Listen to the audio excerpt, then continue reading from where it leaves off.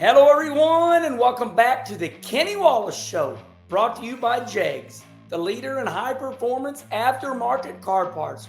Remember to go to jegs.com. I was going to say, race car driver Kenny Wallace here. All right, Darlington, right? That was a great race. I always talk about Jeff Gluck over there on Twitter. He holds, his little pole, which one of the best poles around because it's there for everybody to see, usually around 30,000 people. So 87% of the people said they loved that Darlington race. And, as a joke, the people that don't like the Darlington race were definitely the Kevin Harvick or Denny Hamlin fans. So let's get right at it. All right. This was Denny Hamlin domination. Denny Hamlin dominates. Leads 177 laps of 367. But we're talking about the lady in black, too tough to tame. Darlington, shaped like an egg. You go down into turn 1 and 2, real wide, every chance to hit the wall. Denny Hamlin never hits the wall, goes down the back straightaway way faster, and turns 3 and 4 are real tight. Now, turns 3 and 4 are really tight because the old guy that built, Darlington had a pond there, and he couldn't make the corner real wide because it would have ran into the pond. Remember, Darlington is like our second oldest racetrack. Martinsville is the oldest racetrack, and I believe Darlington's second. If I'm wrong, I know for a fact you all are going to respond right here. So Darlington, once again, the lady in black, too tough to tame. I love it that Darlington's got that mystery to it. So Denny Hamlin never hit the wall. He has amazing skill. And so let's get right to his domination. He wins stage 1. He wins stage 2. But when it comes down to the money, Denny Hamlin's team leaves a lug nut loose. We talked about this so many times. People say to me all the time, Herman, who's going to win the championship? I'm like, well, you can name about 3 to 4 people that you think are going to win it. Denny Hamlin, Byron, Larson. But it comes down to that pit stop, right? I can tell you all day long who I think is going to win the championship, and I just did. I had Martin Truex in there. So for the championship, I'm going to go Hamlin, Larson, Byron, or the 19 of, I got brain fade, Martin Truex. I about panicked. But it's going to come down to a pit stop, right? Loose lug nut, jack drops, air hose. We see it all the time. So Denny Hamlin is going to win this race and loose lug nut. Now, this is where Kyle Larson takes over. But, it's more than just who won the race. It's about the sound bite. It's about the interview after the race, okay? They interview Kyle Larson. Hey, Kyle, you finally win the Southern 500, one of the crown jewels. What did you think when you saw Denny Hamlin have issues? I really like the honesty of Kyle Larson. He goes, I was so happy to see Denny Hamlin have issues because nobody was going to do anything with Denny Hamlin. And what I really liked was Kyle Larson really telling us why he enjoyed getting rid of Denny Hamlin. He said, Kyle Larson said, I'm driving behind Denny Hamlin. I'm going as fast as I can. And he said, I kept waiting for Denny Hamlin to hit the wall. He said, Denny come that close to it. Denny Hamlin never hit the wall. And I got to tell you, same subject, but a little different manner.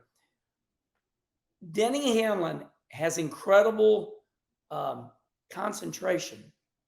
Now, I know that with Denny Hamlin having Actions Detrimental now, his podcast, I know a lot of people don't like Denny now because now you hear what Denny has to say.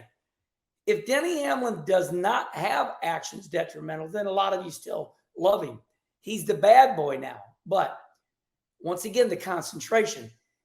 Denny you all will boo him. I hate Denny Hamlin. And all he does is go on the racetrack and lead and dominate. No, by the way, it's the damn team that let him down, not Denny. Denny Hamlin wins. Hey, same thing. Denny Hamlin wins the Xfinity race on Saturday, and Denny puts these pictures up on Twitter of everybody booing him, flipping him off, and Denny just goes, boo. So, I don't really think Denny cares what you all think of him. You can scroll. I think everybody's getting really good at using social media now. When people talk crap on social media, it's just kind of like, wah, wah, wah. It's old news. Back in the early days of social media, you could really get underneath people's skin. Now nobody cares because it's like everybody does it. So I think that's why Denny Hamlin was able to concentrate. Like Kyle Larson said, never hit the wall. He listens to you fans badmouth him. It don't matter. And isn't it crazy that in the end, it was the pit crew that left the lug nut loose? So Kyle Larson wins this race. Young Money. His nickname is Young Money because he was very young, winning, making lots of money. They nicknamed him that. And so he's looking good. Now let's look at the phone here because we all do the same thing. Kyle Larson wins the race. Tyler Reddick second. Buescher finishes third. This guy is unbelievable. He's not a superstar because all he does is win. I love Chris Buescher, but he's boring, right? He's boring. William Byron fourth. Man, he's looking good. That guy, he's definitely a chance at the championship when it comes to Phoenix. Chastain is fifth. Keselowski is sixth again. Like we said a couple Kenny Walsh show ago, Keselowski has shown up. I know a lot of you love to pick on him, but Bubba Wallace, seventh. Bubba Wallace, seventh. He's showing up. I think he can go deep into these playoffs. Chase Elliott, eighth. Ryan Blaney, ninth. How about Eric Jones in that legacy team that is now really organized, and we got Jimmy Johnson doing a lot of work over there. The King, Richard Petty's still there, but Jimmy Johnson's really showed up. So that's your top 10.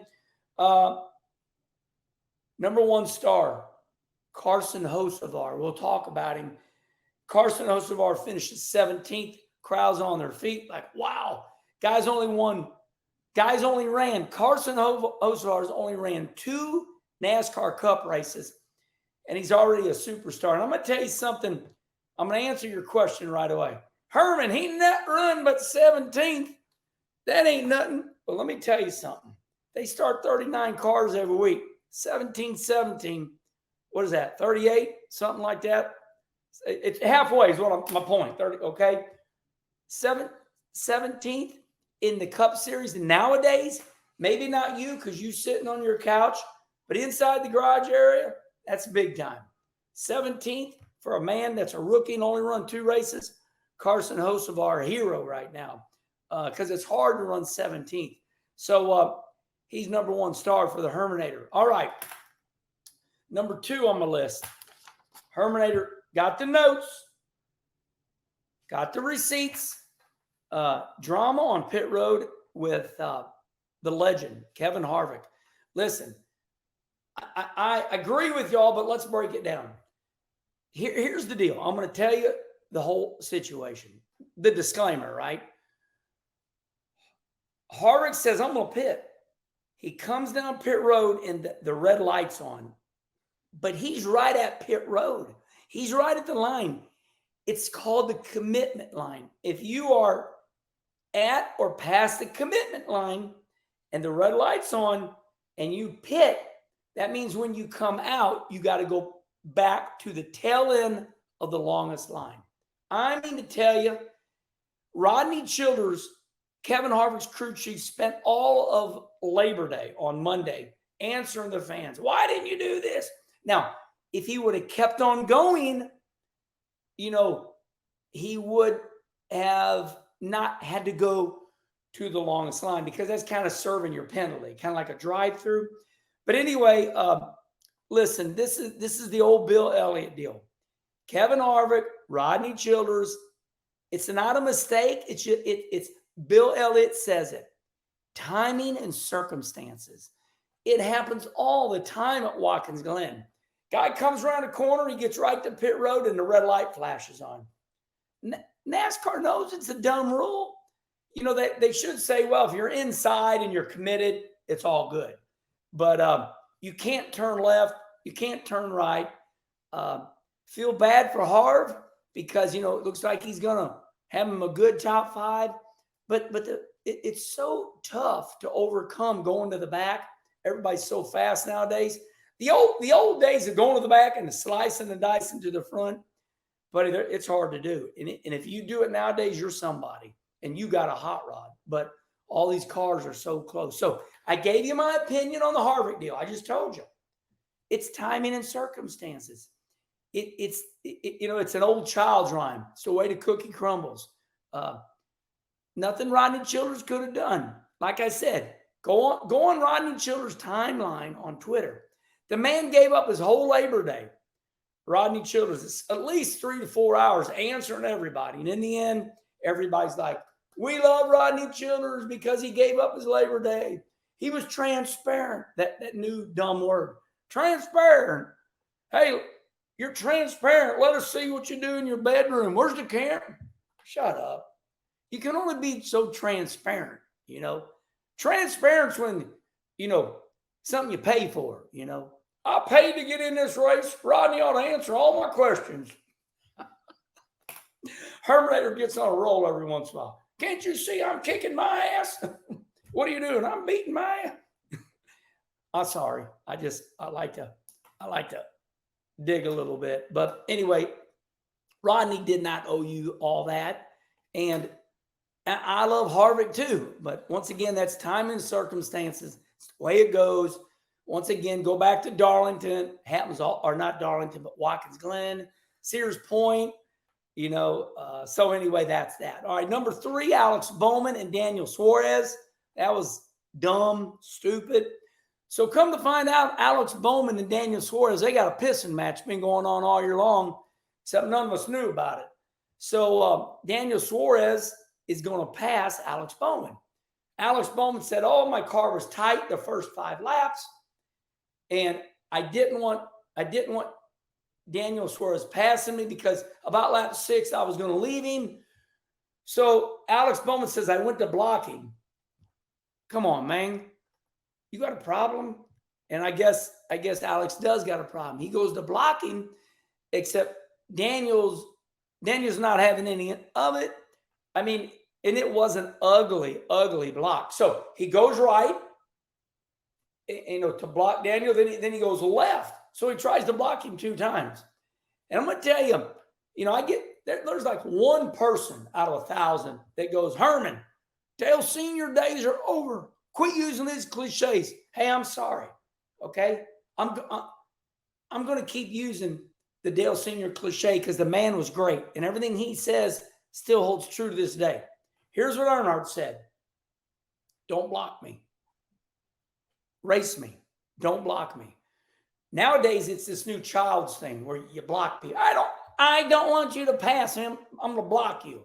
Well, you blocked the wrong person, and you see what happened. Suarez says, all right.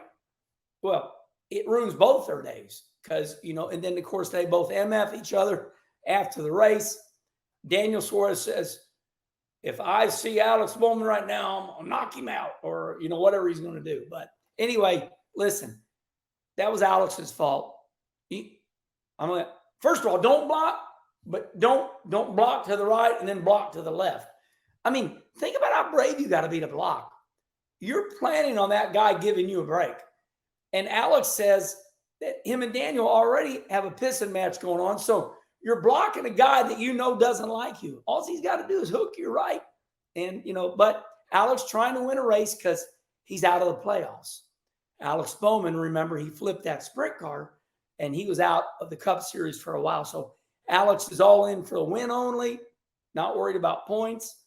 Boy, how that has changed, huh? Because of, you know, owning a franchise now, you're locked in. In other words, back in the day, you're still racing for points because you're worried about provisionals. And now you don't even need a provisional. You got a franchise, and it means you're in every race. Qualifying is merely just something to line you up. All right, let's go to 4, which is Carson Hocevar. We've already talked about him. This kid's a superstar in the making. Everybody in the garage area really likes him. He finished 17th. Like I said, top 20 is everything. And man, I'll tell you what, I'm going to stop because that's 17 minutes. And I know you all, if you wait 30 seconds in the McDonald's drive-thru, you're already twitching. All right, everybody, that's the Darlington breakdown. I did give you my opinion on everything. I did. So, hey, Herman, what do you think of? Well, I told you. All right. So respond right here. Let's go at it. I look at everything. I'll put a little heart. I'll thank you. I see you. Respond right here. Love you all. Herminator likes to juke and jive a little bit. And I'll tell you what, that Kenny conversation over there is kicking butt. It's doing good. So Brother Mike Wallace coming out. Did Rusty. Doing Brother Mike. And Mike is a cautionary tale of doing good and being roughed up in life. So you want to watch Kenny conversation with Brother Mike Wallace and what Mike told Tony Stewart and changed Tony Stewart's life. So, all right, please like and subscribe. We're getting closer, man. Painstakingly closer. Once again, Danica Patrick in the pipeline. Maybe a couple more weeks. She said maybe end of September, early October. And please like and subscribe. Remember, we're in podcast form over there on Spotify and iTunes. And like Charlie says, we shown up. The numbers are getting bigger on the podcast. Watch it on the way home and on your way to work. Until the next Kenny Wallace Show.